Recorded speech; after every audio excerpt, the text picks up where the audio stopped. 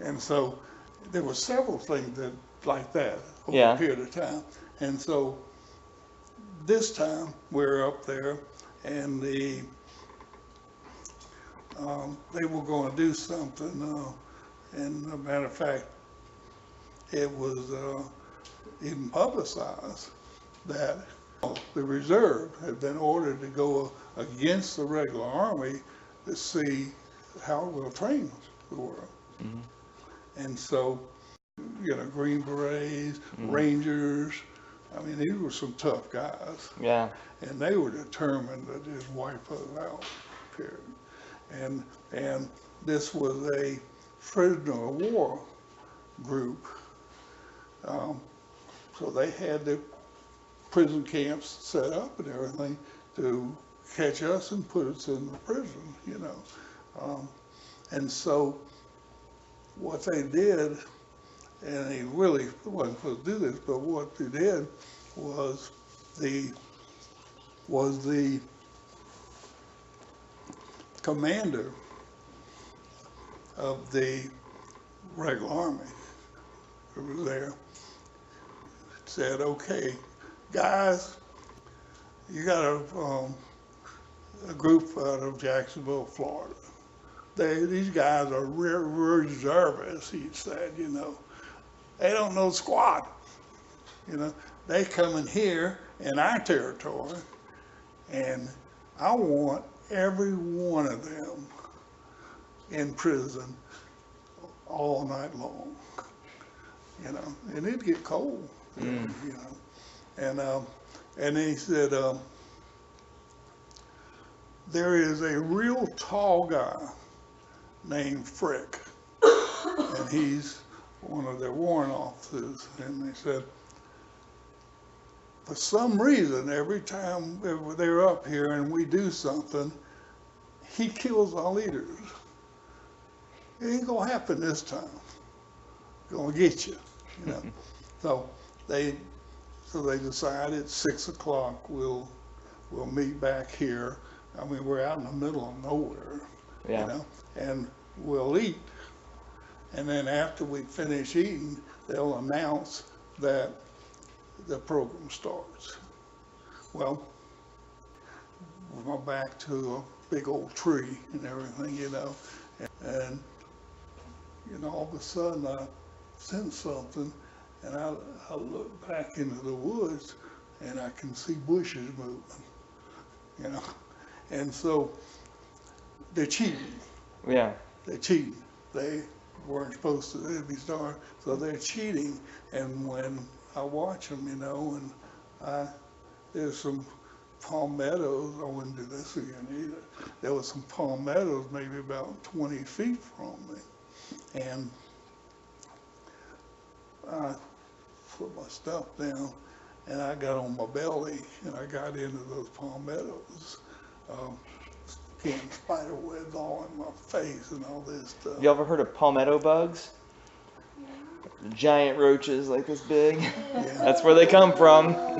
Yeah, they were all over me. They were but I was more concerned about snakes, rattlesnakes yeah. up there. Yeah. So anyway, there's another group also that is there, reservists, and that's from Ocala. And it was a military police unit here in Ocala. And the Maury Dean, do you remember him? Yeah. Okay, well, Maury Dean was the company commander of that unit. And so he's up there too, going against them. So I'm in there, and all of a sudden, my unit there is just rushed. Mm-hmm. And I mean, they tackle them, knock them down, grab them physically. Well, they were right within still Billy and me. Guess who?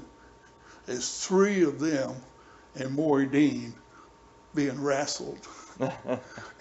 And I mean, that close, man, and I'm down here humbly now, and Maury Dean's picking them up one at a time and selling them over my head into the bushes. I almost got hit twice, you know, and it took 3 of those regular Army people to finally Yeah. get him. Yeah. And so, anyway, they did all that. They took those guys, my unit, put them on a truck, and they took them to the compound, you know, and I had told my guys, because we knew ahead before we got up there, I said, you know, I got an idea. And so I made up this guy's outfit. I had a U.S. Army hat made up that said umpire. U.S. Army official umpire, and I had grade put on it of a major. Mm. Then I had this vest that went over me, bright yellow, match that, U.S. Army official, major, such and such. So after it was all that, you know, I get up and walk around. I got to figure out where I am, you know, because we were right out there by truck. I finally get things to direction, and I can hear traffic. Mm-hmm. So I work my way that way. Every time a vehicle would come close, I'd disappear, you know. So I got to that, and it was actually some regular Army guys from this particular unit there, and they were up here getting gas at a service station there. And I came up to them, and they popped to you, and I said, I'm overseeing this exercise that's going back. I need a ride.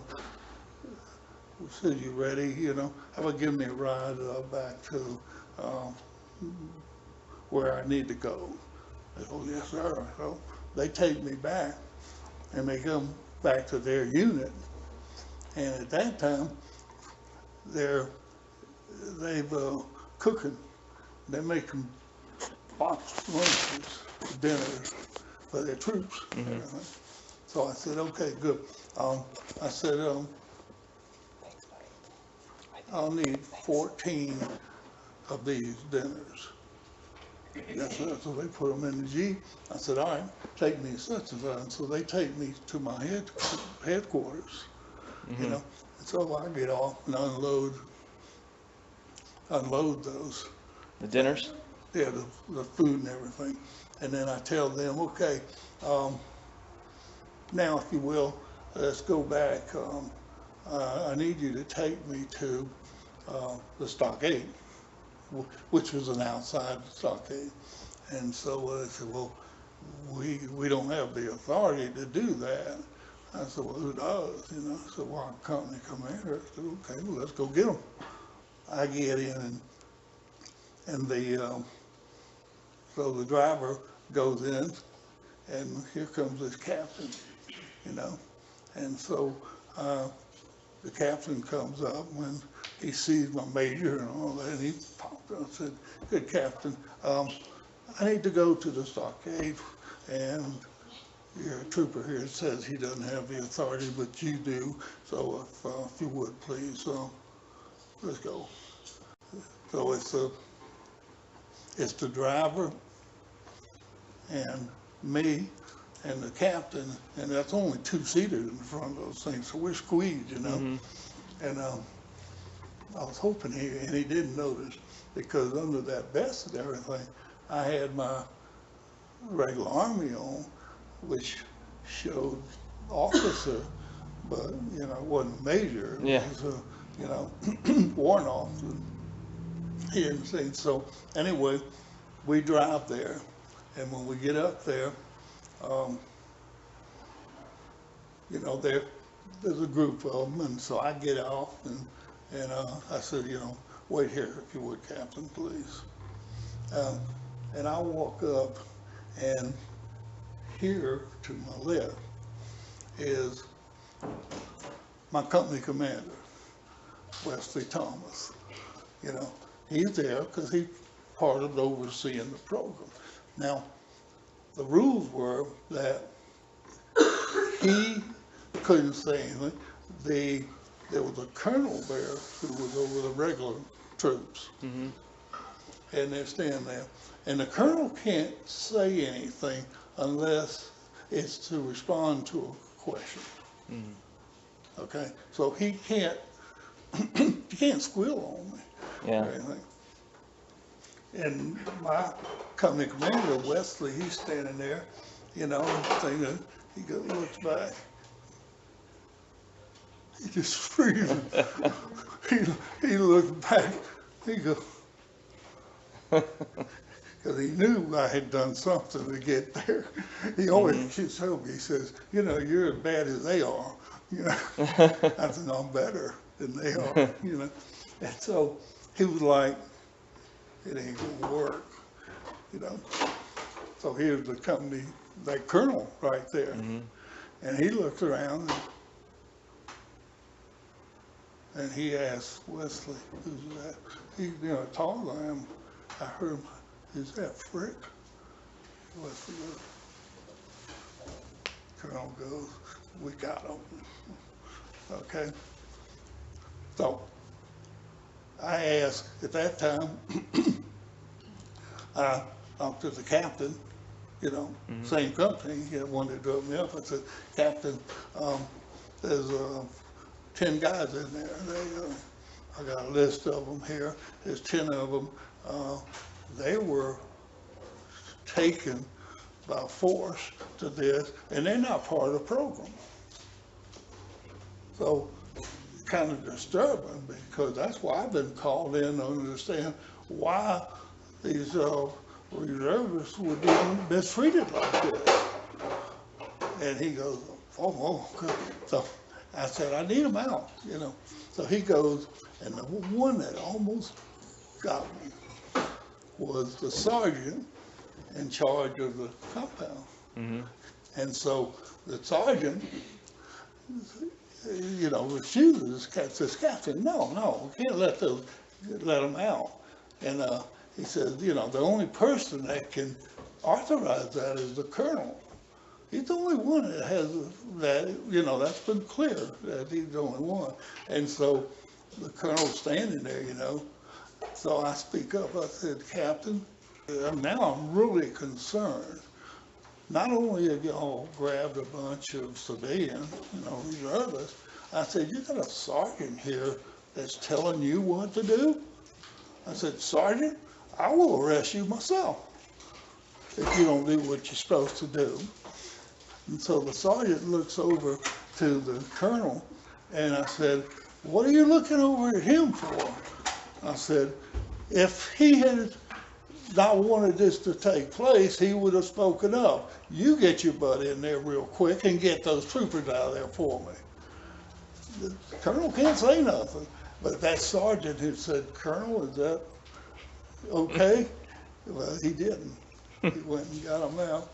And anyway, got them all loaded up in the truck. We go back, he drops us, as he's dropping us off right there at our place, it comes over the radio. All right, there's been a breakout at the compound and the prisoners have escaped. They're in a semi-truck being driven by Captain. We're getting out and the captain goes, what? I said, thank you, Captain. And we got out there. And that was it. The next morning, they had us all out in formation.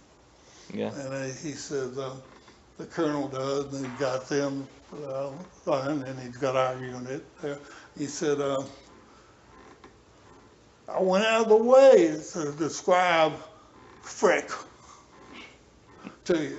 He said, I guess I should have made a motion picture of it and brought it and let you see it, because here he is. Take a good look at him, you know. And so that was it. That's but fun. it really chapped. We got a good rating because of that. I bet. You know, because here we went against the best, Yeah. supposedly, and walked in, walked out.